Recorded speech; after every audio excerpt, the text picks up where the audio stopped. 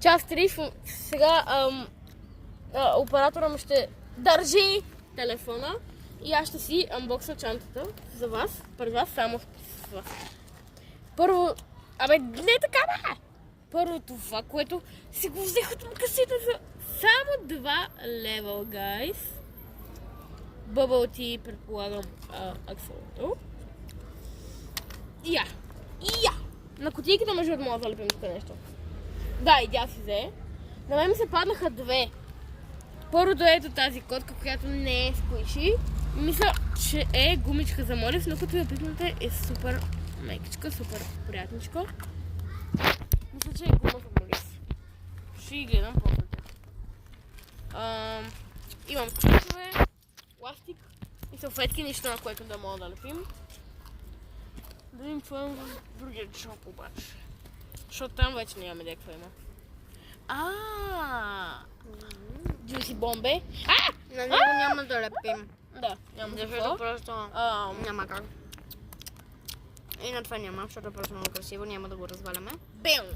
Бум бам бум. Ох! Ау! Така. Затворихме с много мъки. Имам тестерче от Лили парфюмче. Което все още мирише, между другото. Actually още мирише.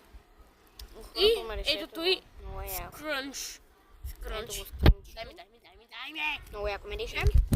Това сърце е много яко, поне за мен. И пеперутката е много сладичко. И за мен. Няма къде да ги сърпим. Чакай да видя тук да няма. Хлъвчето ти е пълно. Не. За нещо малко не е пълно. Знаеш, какво мога да сложим?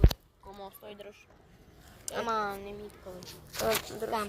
Ама не ми такова, няма такова. Така. Евентуално.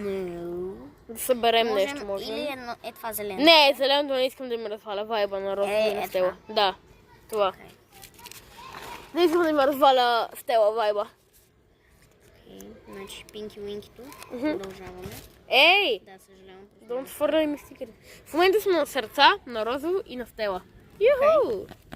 Много Я да видим как стана на финално. Мисля, че е супер кют. Окей, малко са пелинки, ама нищо. Да. Е така отвътре, пухкава, много яко. Да. Червено кълъвче. Мисля, че сме готови. Да. Бай-бай! Бай-бай! Чакай бе! Бай-бай!